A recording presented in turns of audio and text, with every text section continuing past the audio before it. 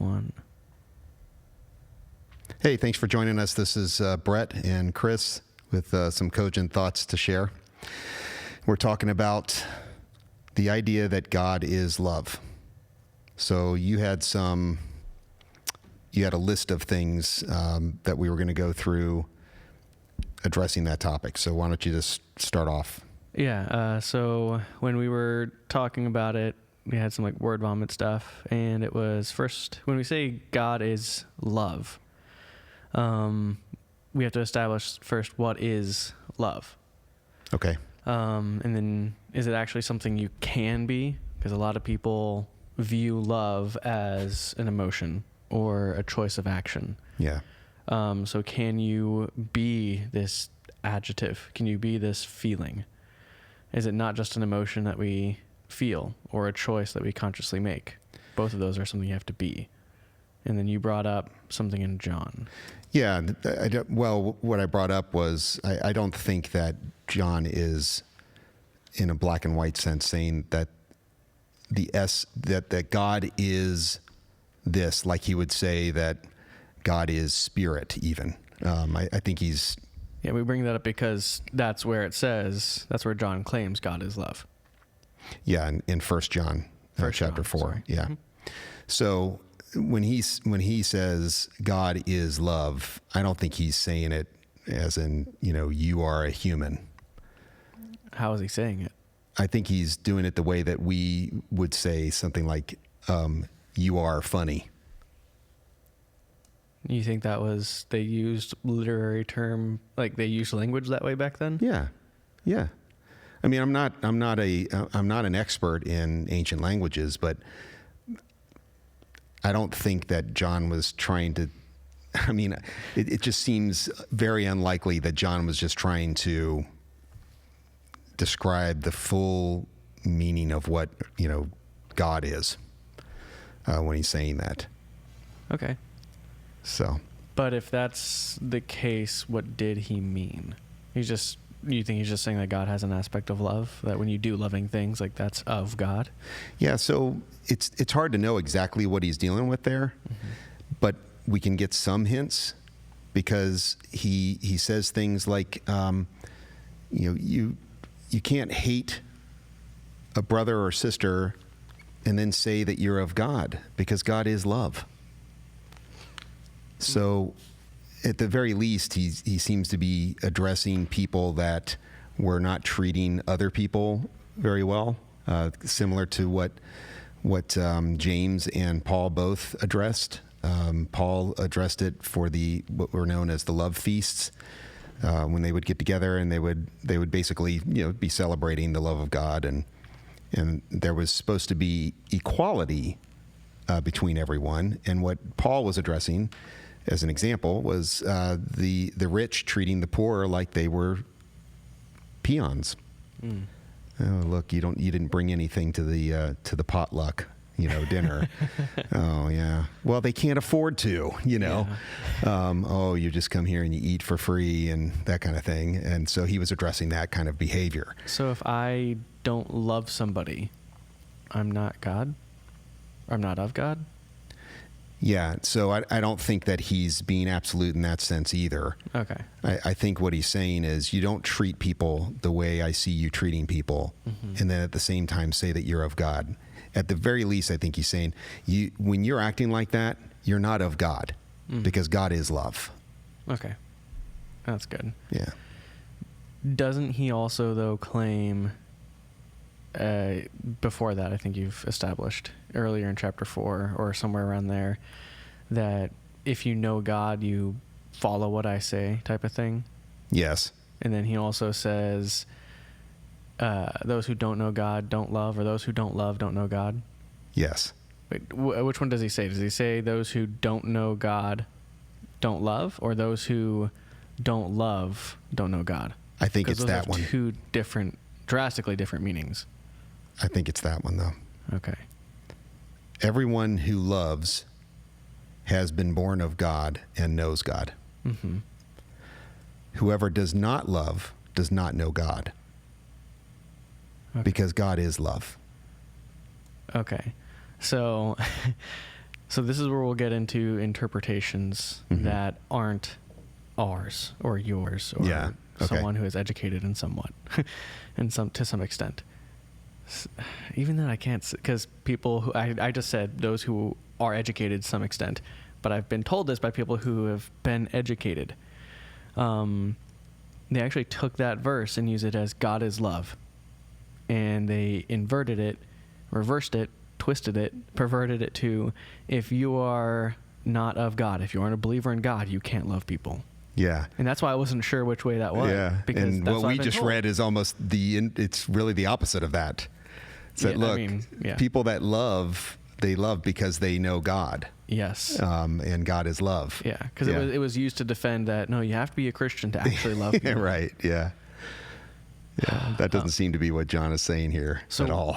Why have people twisted, what do you think the normal person means when they say God is love? Or do they just not even think about it and it's just a phrase that comes out of their mouth? Unfortunately, I think that a lot of people just, they don't really think much about what they mean when they say that. In that it's just a way to feel more comfortable with reality than it is a thoughtful idea about God. You know what I mean? Yeah. So if you were to ask someone, what do you mean when you say God is love? How do you think they respond?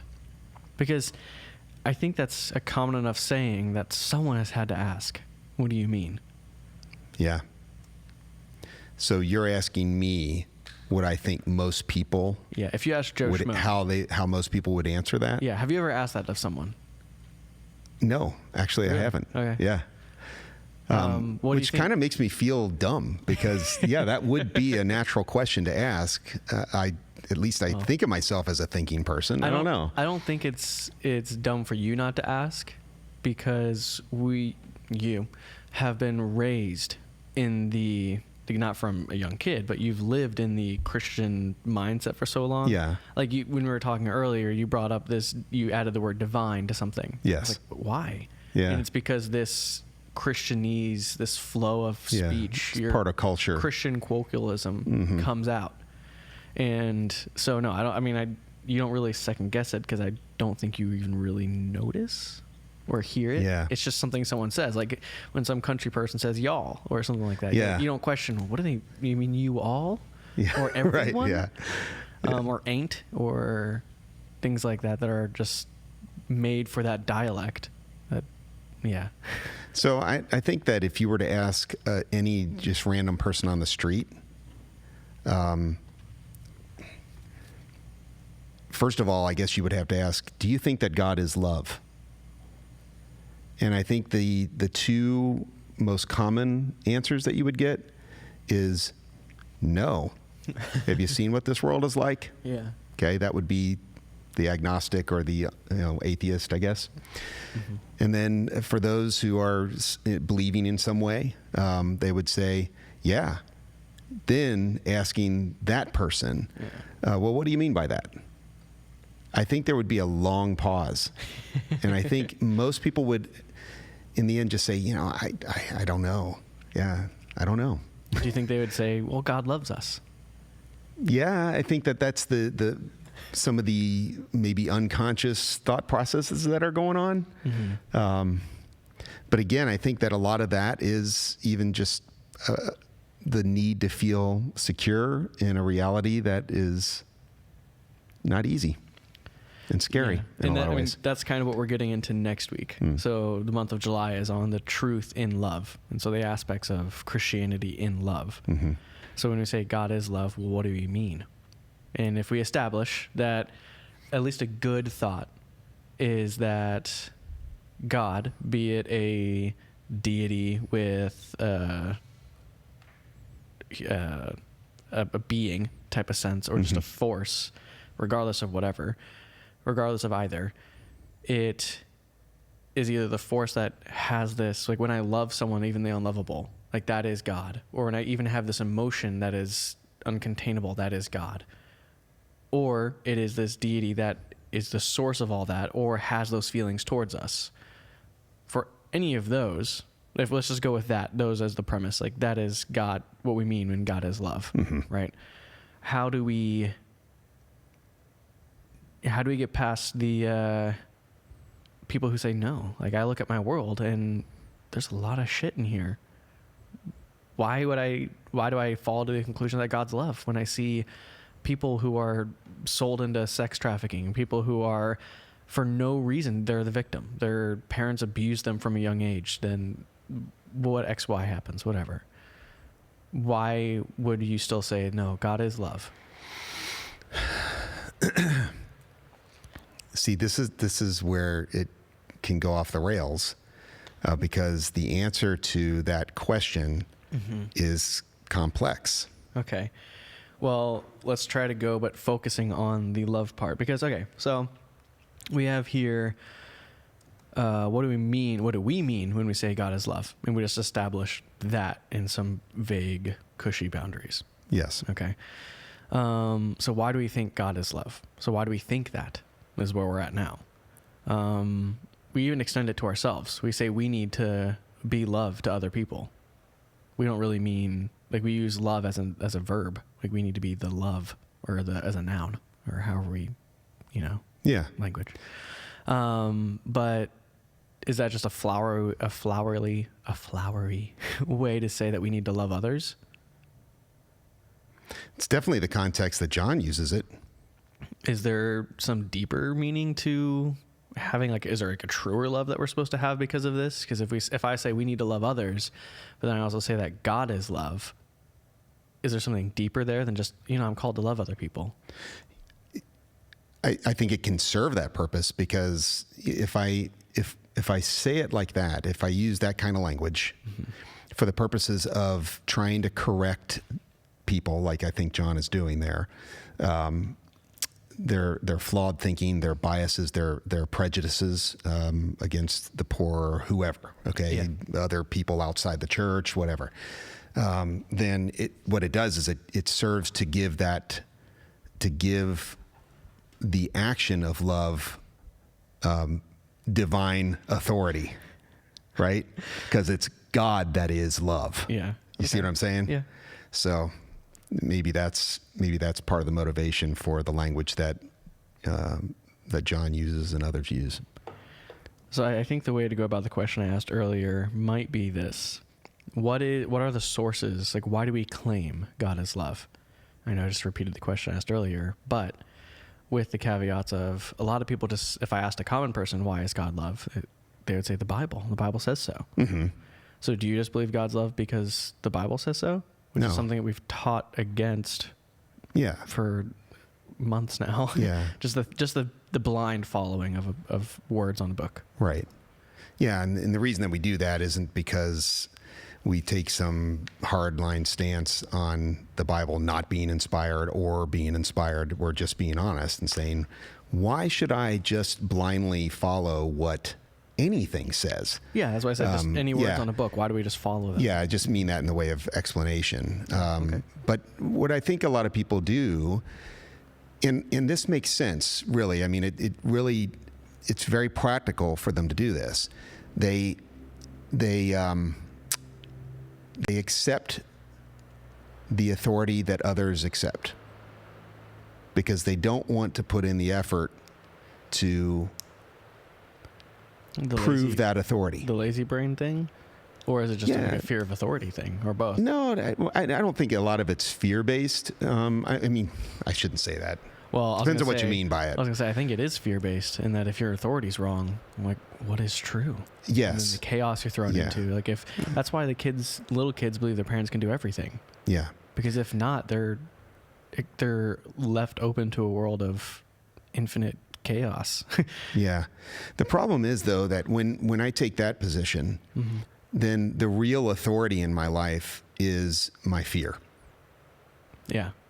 Not God. It doesn't actually change what reality is. That's right. Because I'm afraid of finding out that my authority is wrong. It just gives me a coping mechanism for dealing with what reality actually is. Mm-hmm.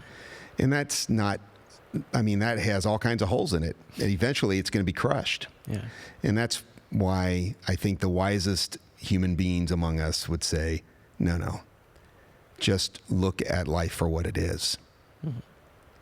And in the way of, a comforting thought anyway, those mystics do land on concepts like John here, that God is love, that love is the point of creation. We established why not just to believe something you're told by a book, by authority, mm-hmm. by those above you. So why do you believe it then? Why would you defend it? If I came up to you and I was like, God's not love, you would definitely say, yes, he is. But why? Okay, so I think that a plausible view of reality mm-hmm.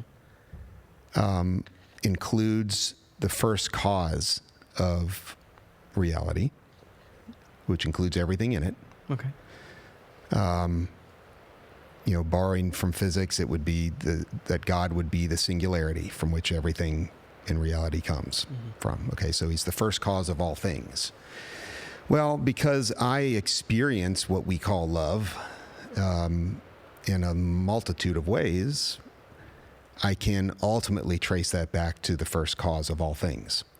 So that would be one reason. Okay, so you're saying since this thing exists, this force being deity, and you're saying that it's the source of all creation. That's the premise you're assuming. Yes, because mm-hmm. we can't prove it. So you're assuming that's the case. Yeah, but that's the premise I'm starting you're working with. Then we can trace it all back. Mm-hmm. So why does that not work with if you have children, right? So they're not all traced. All their actions aren't traced back to you. All their feelings aren't traced back to you.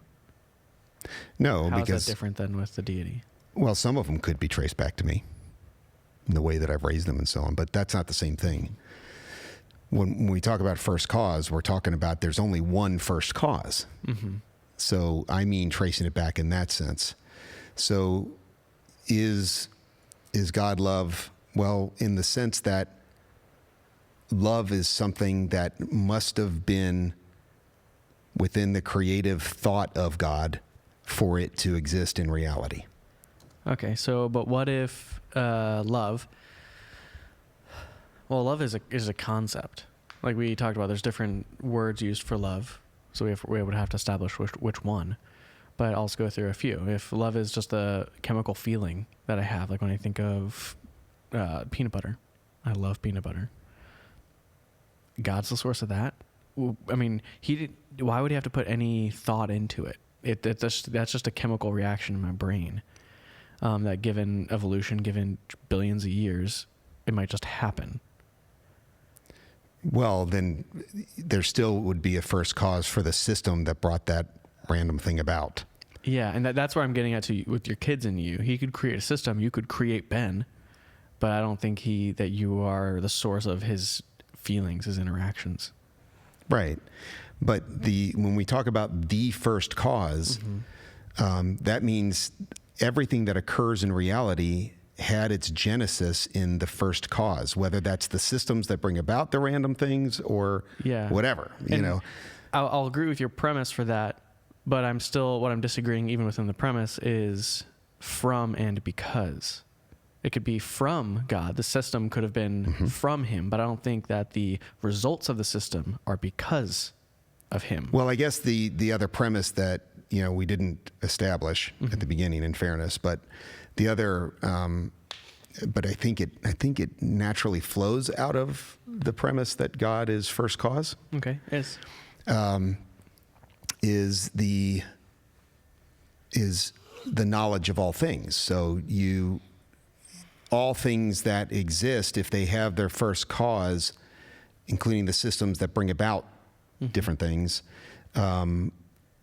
every possibility would be a part of what it means to be the first cause.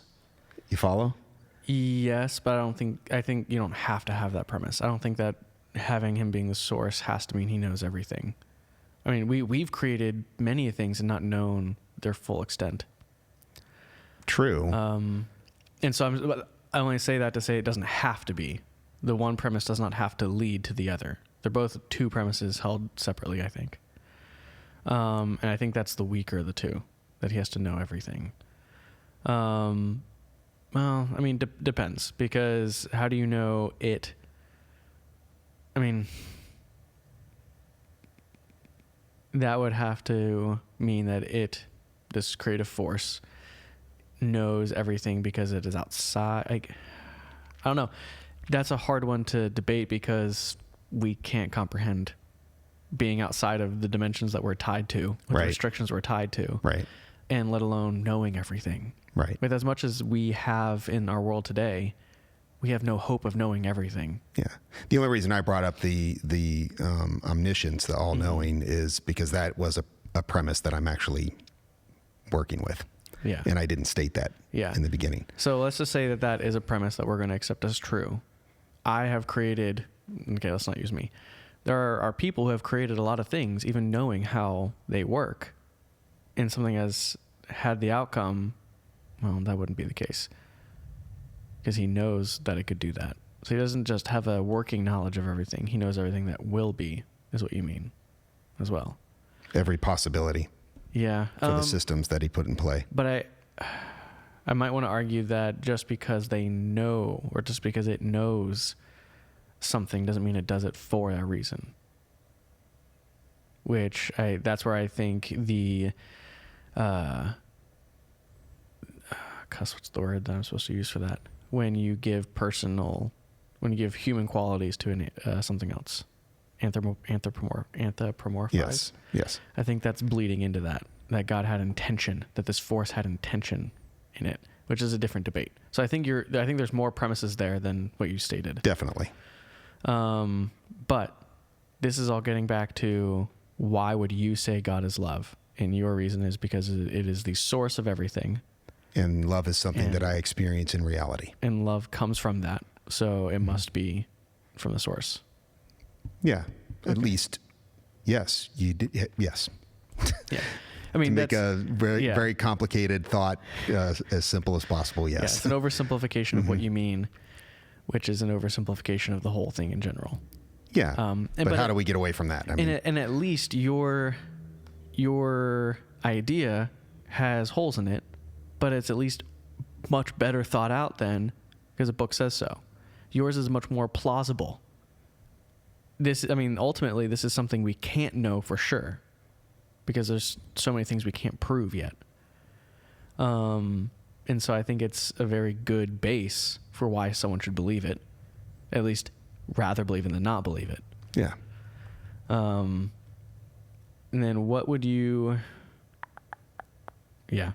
My last note sounds like a gross oversimplification. How would you lead someone through... Okay, say they can't, Joe Schmo can't understand your premises for believing that this God, this deity, or you're talking to someone who can but doesn't believe it.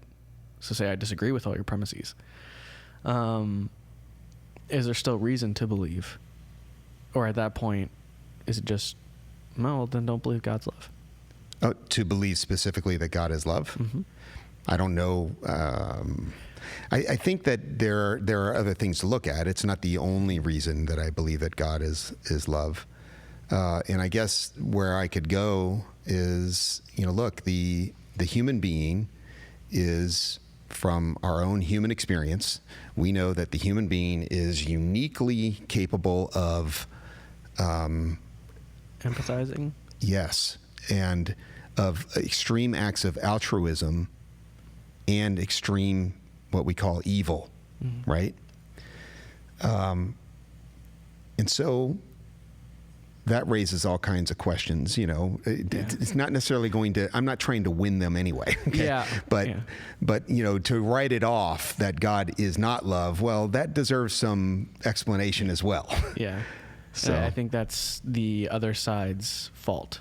And they just say, no, you can't say God's love. Well, right. You can't say God isn't love. Right. That's exactly right.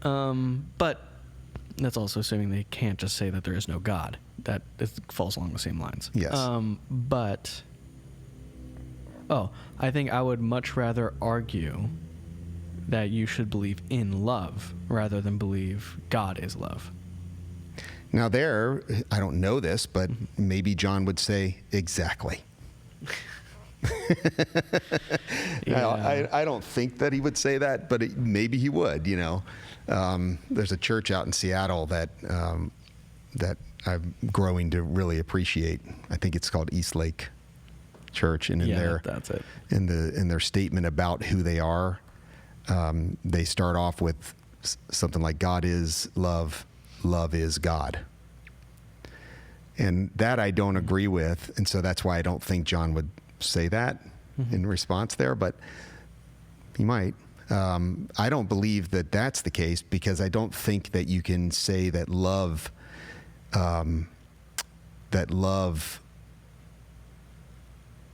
is all that I think God is. So. Yeah, you believe there's more facets to yes, this right. This deity that you believe in. Yeah. Yeah. Yeah, I mean, but I can just use your argument back at you. They're not being. That's right. Ultimate with that. That is an aspect of God. Yeah. But. Yeah. I don't know. It seems to be generally accepted by any kind of believer in God that love is a principal characteristic of the deity. Yeah, and I guess all I was getting at is I believe there's more worth in convincing someone to love and then worrying. Not even worrying. I don't care. That's what John would agree with, based on what we just read. Those who love know God. So he doesn't put any other parameters, at least not there. He doesn't. Yeah. He doesn't put any other parameters around it. So Joe Schmo, living in some Pacific island somewhere, if he lives his life loving people and the creation around him, based on what John said there, well, that guy knows God. Yeah. And yeah, that's what I was, yeah. So, and I think that's a much easier thing to discuss and bring up with people. Right. I don't know anyone who, if I say, hey, you should love, they're like, screw off. No, I'm an atheist. I don't bother with that. Yeah, there's plenty of atheists. Yeah, they don't say that. Of course. Right. So it's just, I think that's a good place to start. And ultimately, my opinion is I don't need to worry about the discussing, you have to know my God, because my right. belief is you love people, you do know my God. Yes. Yeah. So there was a sermon that Dr. Martin Luther King Jr. gave, and it was about sheep of another fold, and that's what he said about Gandhi. He said, look, Gandhi said he wasn't a Christian because while he loved their Christ, he didn't love the actions of Christians. Yeah. So Dr. Martin Luther King Jr. was saying that, look, Gandhi knows God because he loves. Yeah. So. Well, and then next week we'll be on here talking about, does God love? More talking about the things we brought up on the outskirts of, does God have human qualities? Is this a force? Is this a deity? And what is the truth of this thing loving? Yeah, is this a person? Yeah, and if this God is a person or has human-like qualities, does it care? Does God actually love us? Right. And so that's what we'll be talking about next week. All right. Cool. Thanks. I'll see you guys.